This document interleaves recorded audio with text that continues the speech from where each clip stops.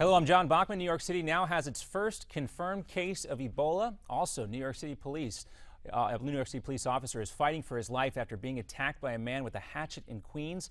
We'll have more on that story in a minute, but first, Ebola in the Big Apple. Dr. Craig Spencer, who had recently been treating Ebola patients in Guinea, is now in an isolation unit at New York's Bellevue Hospital after his Ebola test came back positive last night. New York City's mayor says the job now is tracking where he's been. The health department has a team of disease detectives who have been at work tracing all of the patient's contacts, and we are prepared to quarantine contacts as necessary.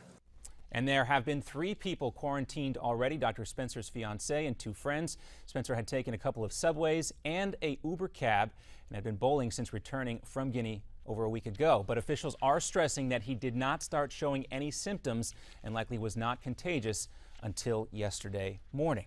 And now to our other big story. We told you about that hatchet attack on cops in Queens.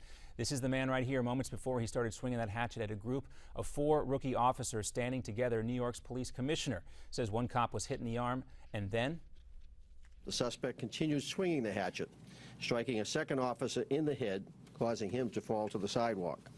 And that's when the 2 other officers opened fire, killing the attacker. Officer Kenneth Healy is in critical but stable condition. The police commissioner says there's nothing right now to indicate terrorism, but he could not rule that out either.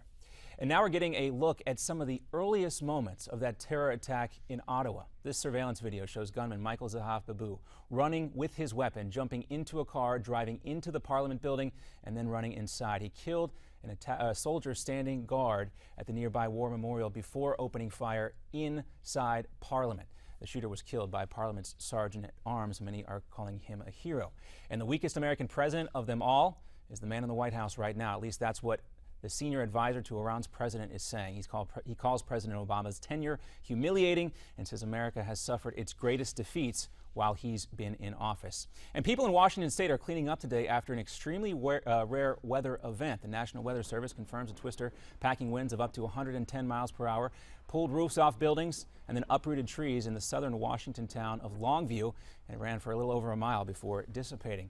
And in Dallas, where 2 nurses contracted Ebola, a homeowner was trying to figure out the scariest way to decorate his house for Halloween, so of course, last Sunday we were just thinking about what would be the best thing to do for Halloween to do what everybody wants to do, and that's scare everybody. And what's the scariest thing on the market right now?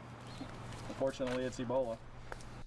Unfortunately, he's right. James Falk points out that there was actually no mention of Ebola anywhere on his signs, but just reminds everybody it's just a prank. Another update for you in 30 minutes. Now back to America's Phone.